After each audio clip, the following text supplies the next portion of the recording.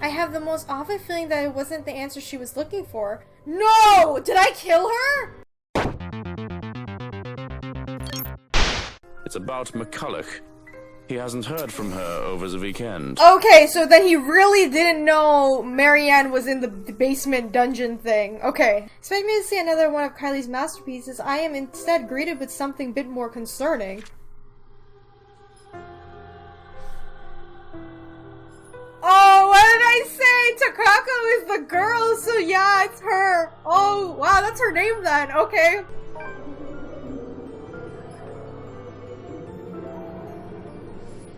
What the hell? Hey internet, it's Jessica and welcome back to the letter. So, Luke kinda got a memory from the past and confronted again with Takako. I'm assuming that's her name, and we're gonna see how much trouble we are actually in with this girl. Out of the ballroom.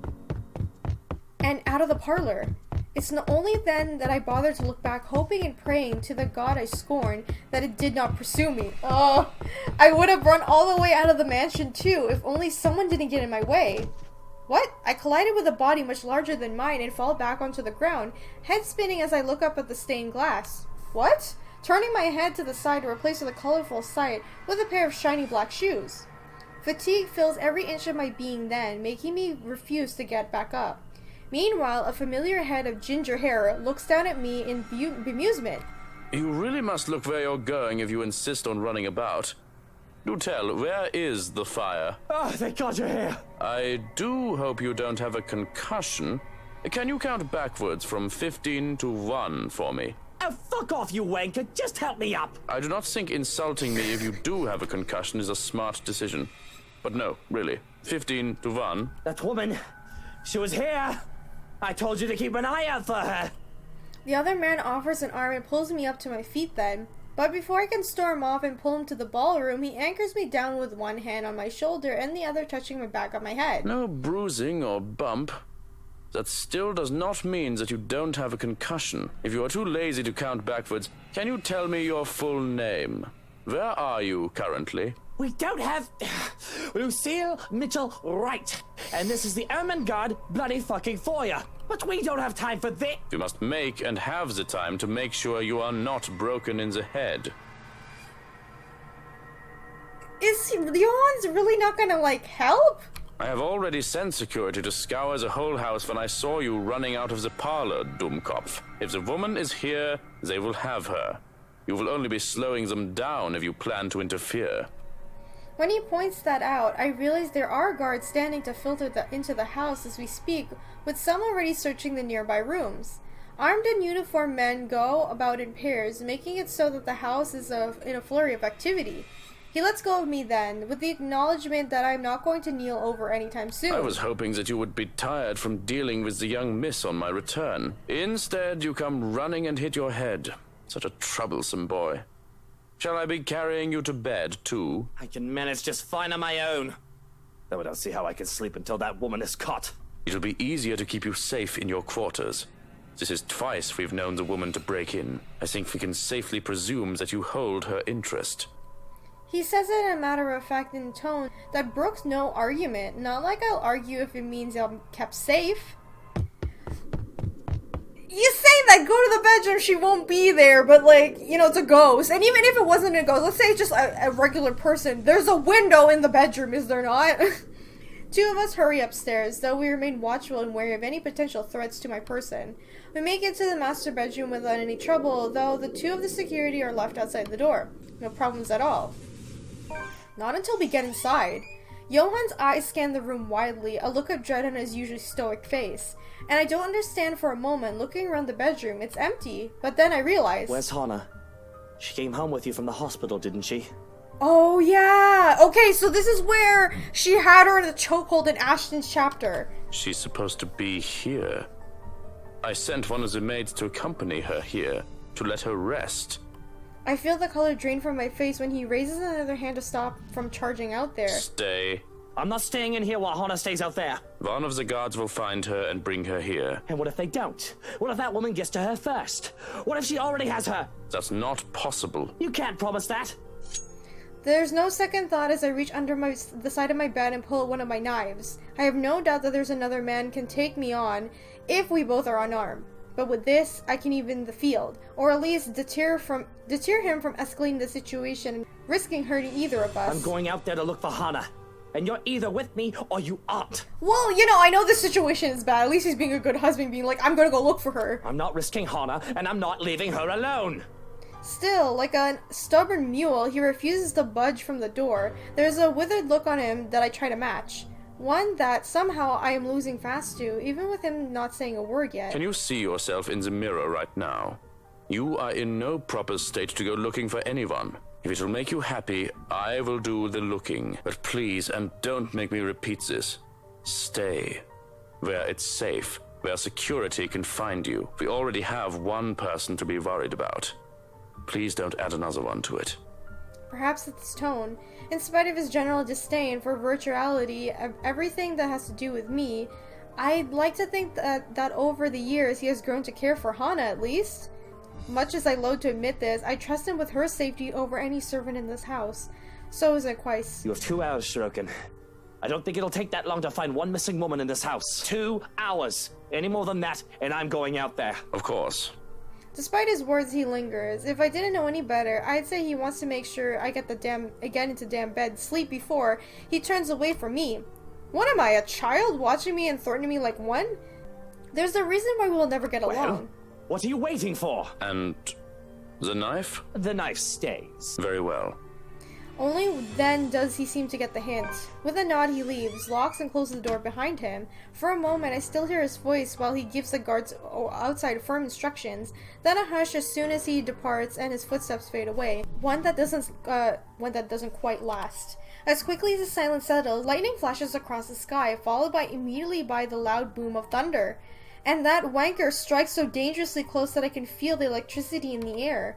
The power goes out, not a second later, as I feel I am being mocked by whatever greater power there is. All is deathly still for a moment, but soon the rain starts once again.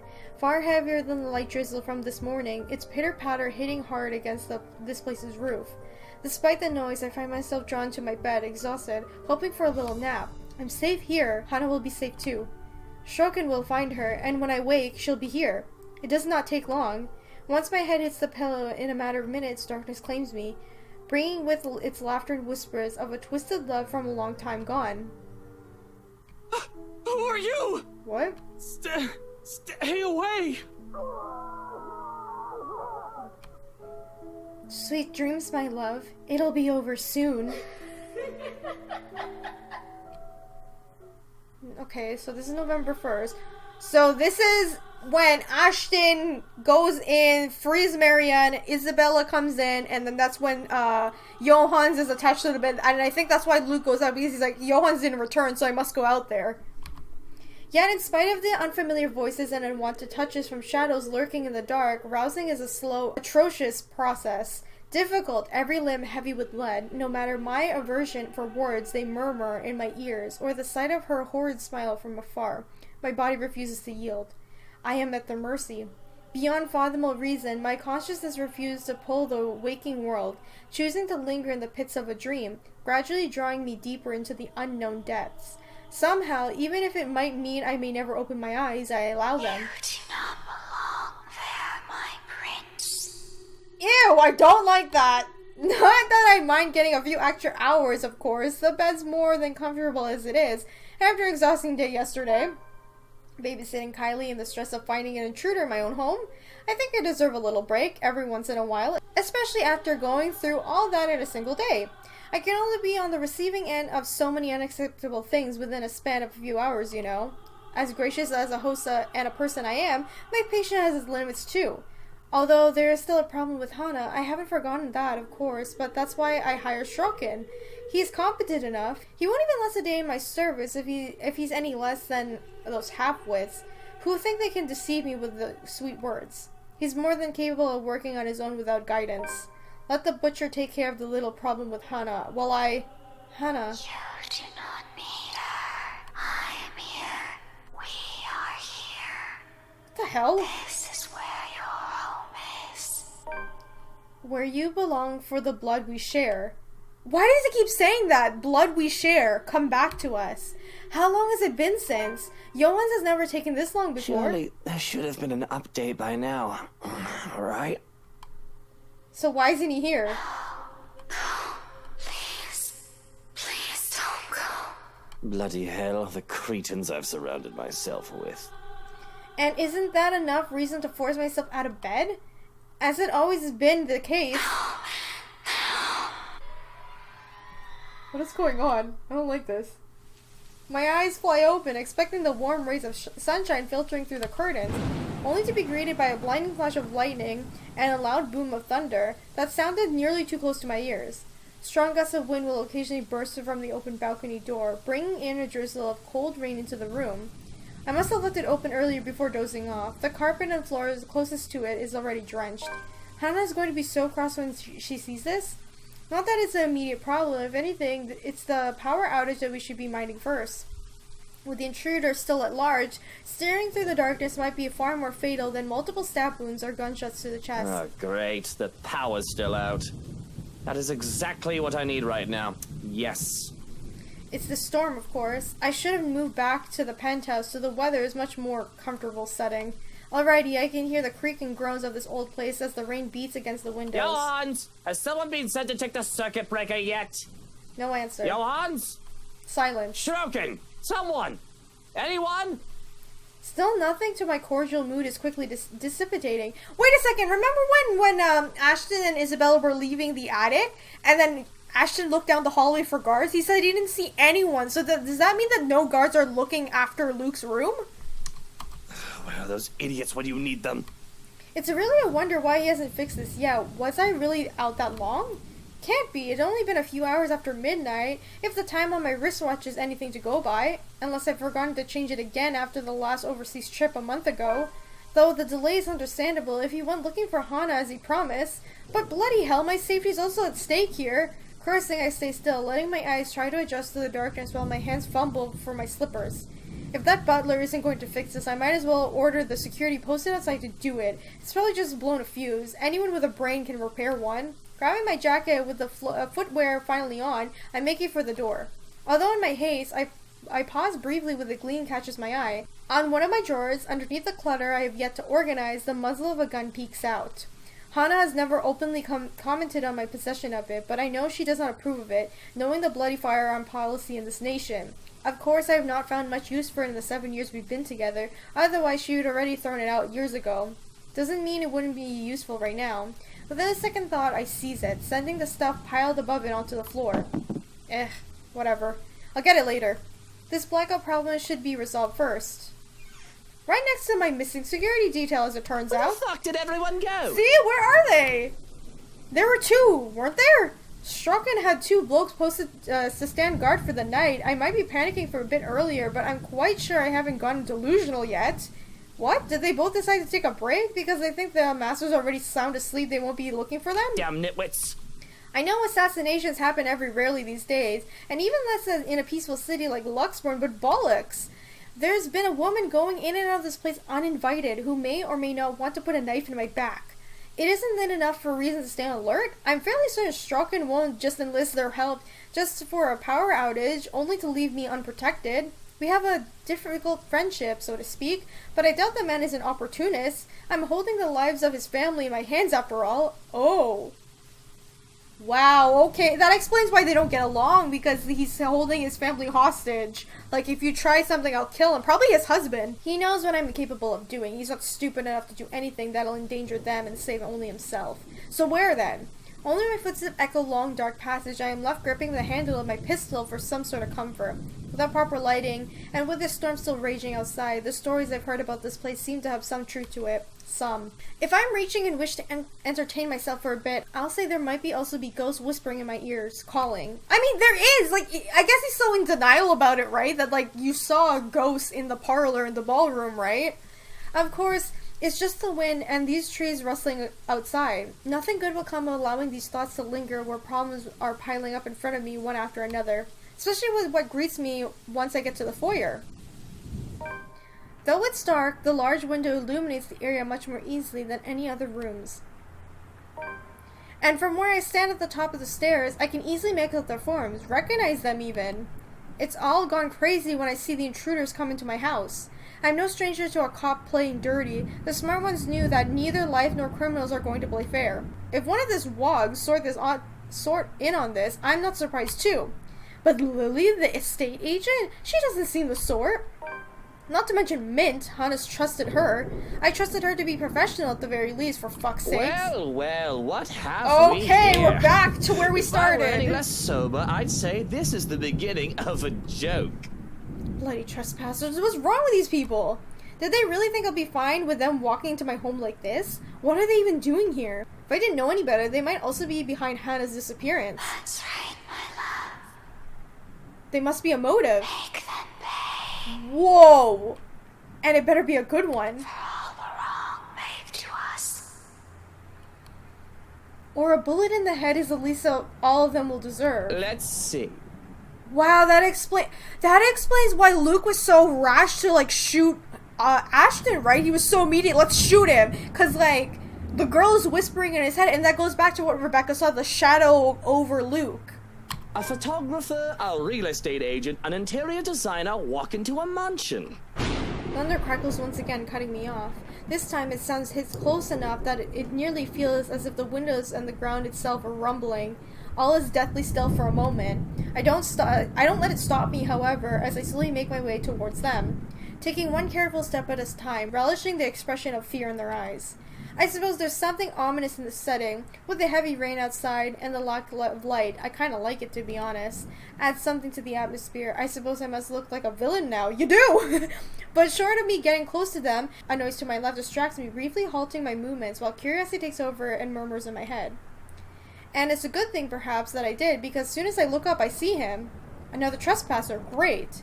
Just as he's about to jump down from the furniture, he has somehow ended in a pile of blocking the door to the parlor.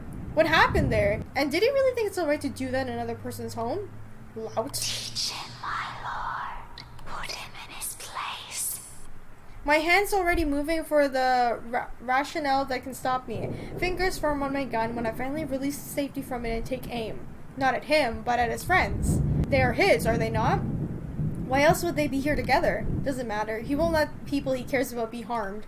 My fingers on the trigger, more than itching to shoot, but I hold back. Sure, I could have simply taken aim at him, but more than seeing him bleed, I want to see the expression on his face once he realizes everything he's doing is futile. He's trapped. Lives are in my hands. His life is in my hands. Had I known there would be a party in my own home tonight, I would have opened a bloody bottle or two. People these days, in my own home. Can you believe it? I feel so left out. I can tell the exact moment the realization dawns on him. A short second of his bloody freezing and his blood draining from his face, as soon as his feet hits the floor and he looks up. He's already a prey trapped by his own recklessness.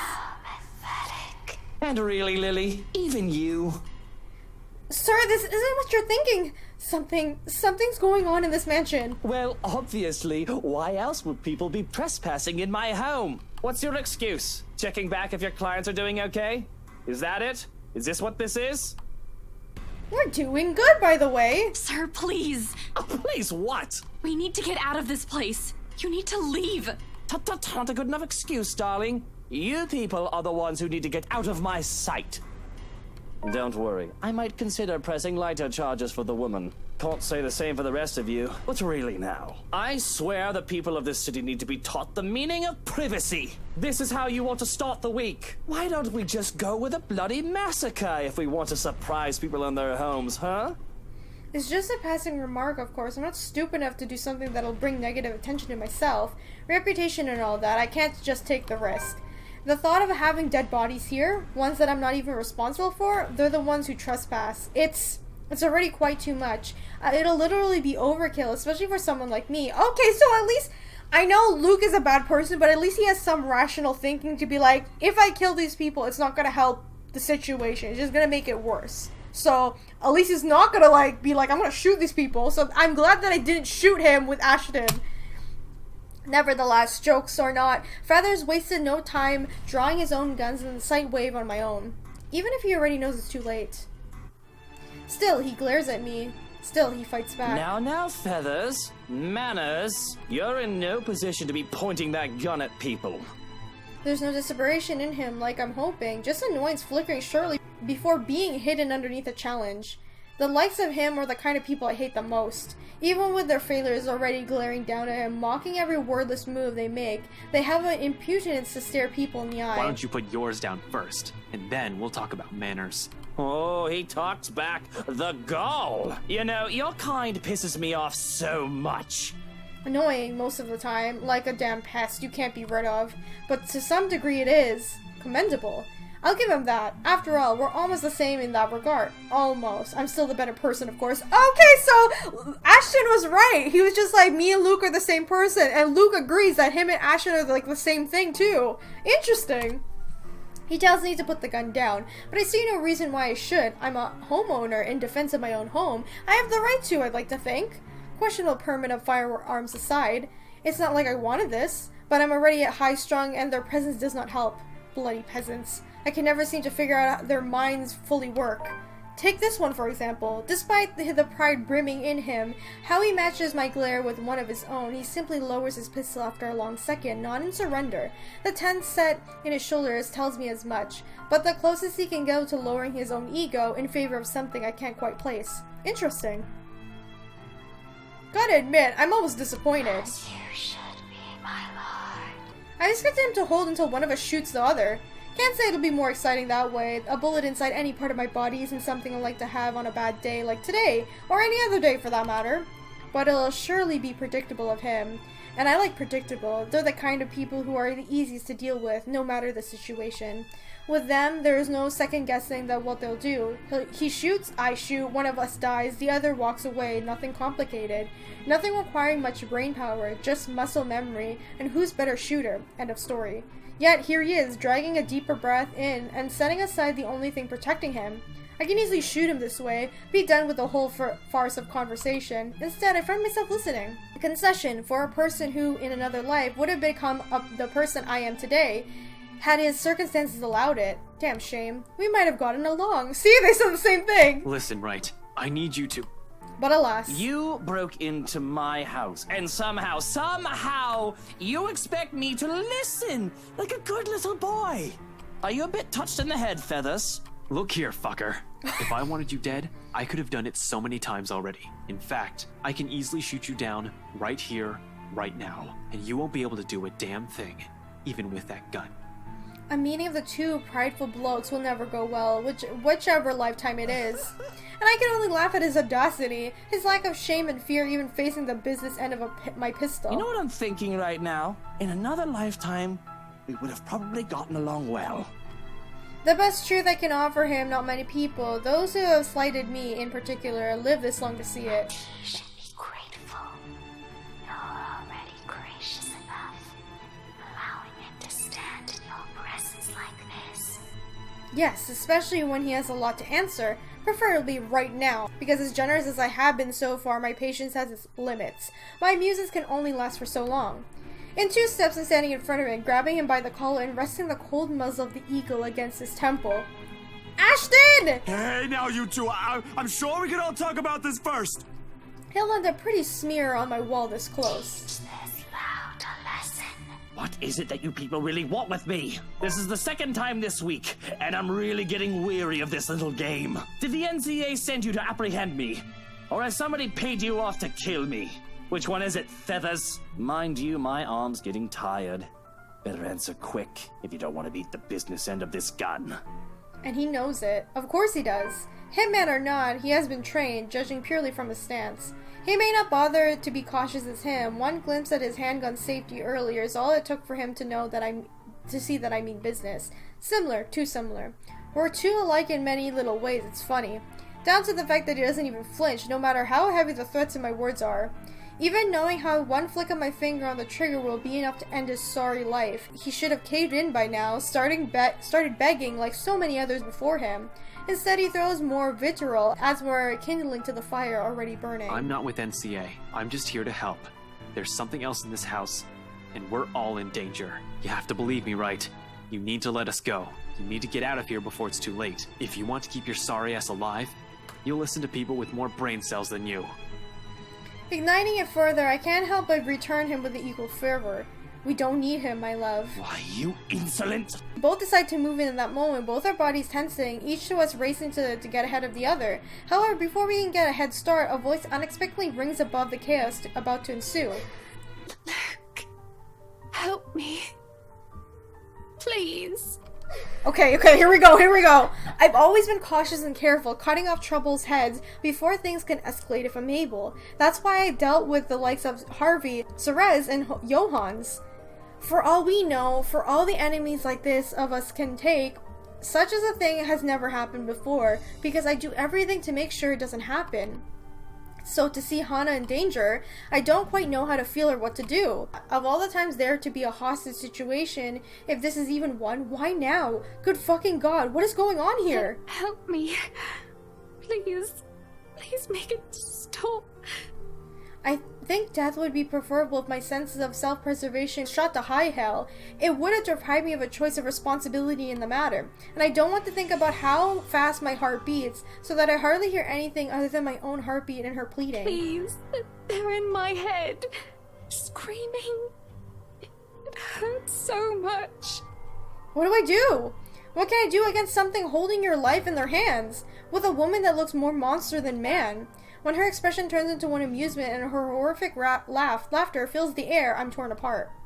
Is this my fault, isn't it? Hana's in danger because of me. Everyone I love always ends up hurt or worse, and even when I chose to let her go, she is no exception. Hana's unbroken. Begging makes it all much more painful because I still love Hana. I really do. But will I really endanger myself for a woman who might not love me back anymore? Still, something in me dies a little when the woman laughs as if it's some sick joke. Her smile taunts me, filling my head with laughter and rage until I can barely think over the canopy in my head. And the way the woman looks at me, as if she's watching, waiting for my next move. Please. Someone. Anyone. Help me. The thing is, like, how do you beat this? She's a ghost, right? Like, I don't understand how you can beat her. This is crazy. And I don't know what I should do. I know for a fact that one shouldn't aggravate a hostage taker. There's no winning an argument with someone who holds a life easily taken. But I need to do something, right? I just have to... Oh no, demand Hana's release? Keep quiet. Oh god, I need to save. Oh no. Okay, Luke has a point. Hostage situations, they want to be in control, right? They want to have the power. They don't want anyone to, like, take over what's going on. So yes, I'm assuming this lady wants us to make a mistake so that she has a chance to kill Hana because that's what she wants, right? But if you keep quiet, how do you know this girl's gonna be merciful? Oh my god, I have to go with my gut instinct. It's telling me to, like, fight for Hana. That's my gut instinct right now. Oh god, I hope this is right! What am I doing? Why am I even hesitating? I won't go so far to claim that I'm any sort of decent human being. I realize now, too, that I may not have been the best husband one could ask for, but she's still my wife, and even if she wasn't, she's still Hana. Can I really live with myself if I just stood there by idly while she was in danger? But doesn't change the fact that this is still fucking insane, of course. Having all these intruders is crazy. To think about going at this thing is crazy. I can hardly classify as a person in my eyes. Perhaps a maggot that needs to be crushed under my shoe. Just like the rest of the sorry lot, but a person, hardly. But I care none for any of it. They didn't matter. All that matters is Hana is in danger. But the cold pours over me, freezes me in place once more when I try to make demands. I have to take deep breaths, grit my teeth, and steel my fist over to find the courage to speak up. Let go of her! Don't hurt her! Whatever it is you want! Just don't you dare hurt her! And if my voice isn't firm as I'd like, it doesn't matter. I will beg and plead if I have to. On my knees, bending a fucking proud neck and maybe even breaking it, just to make sure she's safe. I don't know what I would do if anything happened to Hana. The cold stillness is gone from my body, and my very skin feels like it's on fire, and I have to shout, scream at her, when Hana continues to cry out in pain. What do you want? Money? Is that it? Okay, you can tell that lady's dead, right, Luke? I'll give you however much you want. Luke, please make it stop. I want it to stop. Just stop whatever it is you're doing to her. Can't you see she's hurting? I can't stand for Let this. go of her! Now! I say it with such ridiculous conviction, and of course she won't listen. Why would she? She has the upper hand here. There's no reason for her to do as I ask. but her voice is but a whisper and deathly slow, and I'm hard-pressed to hear it over the pounding of my own ears. She speaks, the woman from the gardens and the servant girl from the ballroom, from the hallucination, vision, memories, whatever they were. A hush settles over the room as we listen. She does not love you anymore. You are nothing to her. And you wish to have her back? There's no second thoughts. Be that as it may, I still love her, and I will make you rue the day you were born if you don't let her go. Though her expression does not change, I have the most awful feeling that it wasn't the answer she was looking for. No! Did I kill her? I can see how the woman's fingers tighten around Hannah's throat, hear her hitch in her breath, and I fear that I made the worst decision in speaking out. I didn't think she would listen, yet she does. A hand on Hannah's back sends her falling down the stairs. I move to catch her, and that sends both of us spiraling to the foot of the stairs. With my back to the ground and her on top of me, the pain doesn't even register in my head. She alive? And all I can worry about is Hannah as I pull her, both of us off the ground and away from the stairs, away from her. Are you alright, Hannah? Are you hurt? It takes too much for my liking before she speaks. All she's able to do for a moment is whimper in pain and a hand at her throat. And when she does manage to speak, her voice is far too faint along with the hold in her she has on my arm. It's terrifying to see her like this, and to think I nearly lost her for good. Luke, I'm so sorry. I don't know what happened. She's not dead, right? How's the relationship? Okay, went up. Cool. It's fine. It's fine. You're fine. This isn't your fault. For a moment, we forget, but... We deserve each other. Hearing the voice triggers something in Hannah, and she starts to tear up. Her face contorts into one pain and fear. But I grab her by the shoulders to keep her in place so that she can see me and only me, and so that I can only see her too. Look at me, Hannah. Look, I'm here. You're safe. I won't let her hurt you again. You understand? Just breathe. I don't know exactly what in the bloody hell is going on, yet I can't find it in me to care. Whoever these people are and whatever they're here for. This is not acceptable. For all I know, this is all some dumb charade to get to me. All the things I have seen for the women before, I could have been all an act to get under my skin. But you saw her transform into a ghostly, messed up person. Am I wrong? To think they dare hurt Hannah. For all the fear that I have felt, seeing her touch Hannah, I can only think of her as an actress in a grotesque makeup. Oh my god. My hand still shakes. The fear of not having quite gone. But anger fills me as I look at the woman, a sneer on her face. How dare you! I don't care who you are, but how dare you touch Hannah! I want you out of my house! Out before I call the police and have you put away for the rest of your miserable life! And that goes for all of you! I hold my ground, firm and strong with my declaration, but the nerve of her, she just laughs in my face. A terrible dread laughs and that it makes me feel as if there's ants crawling on my skin and maggots squirming in my ears. You are telling me to get out of your house. You threatened to lock me up. She laughs and laughs. What's so funny? What are you laughing at? I don't like this. None of this is funny! But she persists, and it almost feels like her voice is inside my head. Oh, no different. No different. You're all the same. You can all suffer together. And that's when everything turns into a complete utter shite. What? What? What is going on now? What the hell is happening? It's a slow thing, a whisper more than a bang, as the darkness creeps into every corner of the room. The walls shudder and groan, blood runs from the ceilings, crawls down on the walls, and stains the floors. It feels as if life itself is being sucked from the house slowly but surely. The beauty of the place is gone, with only the dead, decaying remains of the mansion left in its wake.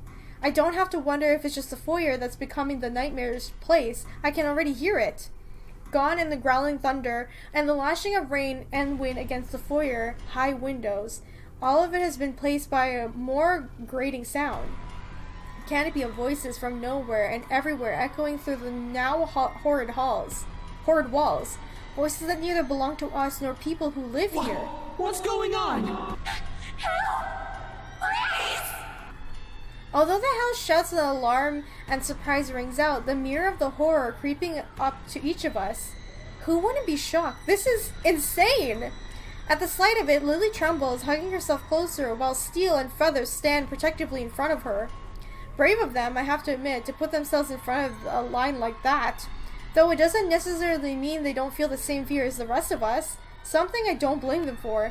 There seems to be no end in sight to this insanity. If anything, this only feels like it's the beginning. of the end. Oh my god, please, somebody, anybody, who are you? Stay away! No. Stay away. Stay away. I'm not afraid of you, you spook. Rebecca!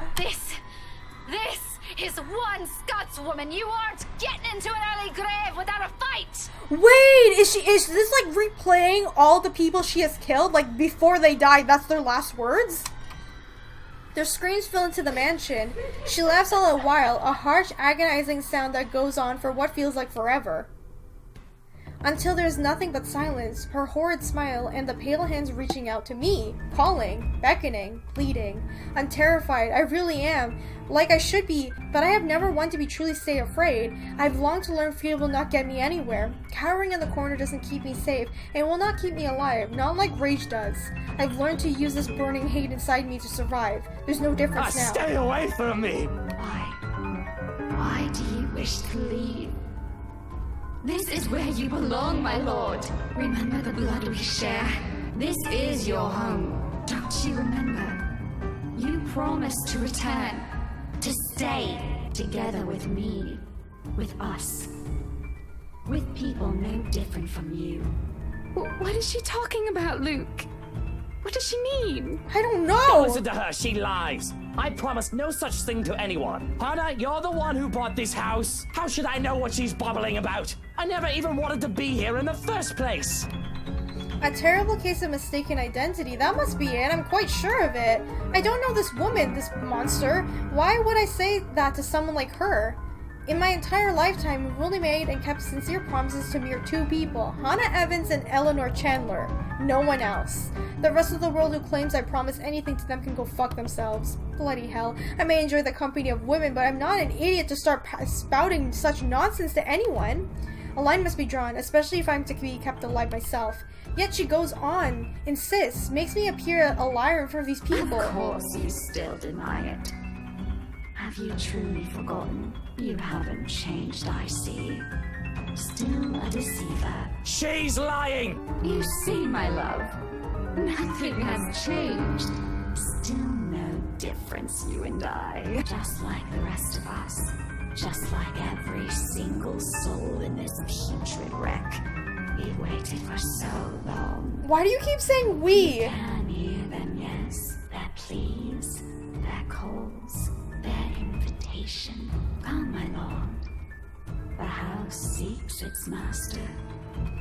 She, the monster, reaches out again, her hand a gory, a horrid sight. Along with that smile spread across her face, my body's already moving on instinct. Stumbling back, one step at a time in desperate bid away from her, anything to put distance between me and this vile creature. No matter what she says, I am nothing like her. I need to get out of this house. Out of this country, preferably. There's nothing for me here, not anymore, not to keep tied to this place. You have your wife! What are you talking about? With Hannah planning to leave me, struck and likely taken by this woman, nothing's left to bind me to this wretched city. I can leave. Careful, Luke. My foot steps on something, sending me to slide back flat on the floor. Beside me, a paper, familiar one, flutters down. It's this thing again from the open house, though it feels less gimmick and more like a threat with recent events.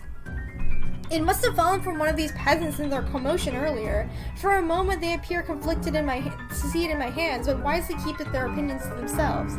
Leaving the damn thing simply bears a grisly message for everyone in the room to see. Help me. Help me. Help me! Is this it? Why were they telling us? Why everything in my life has gone to shit? Because of some stupid old letter?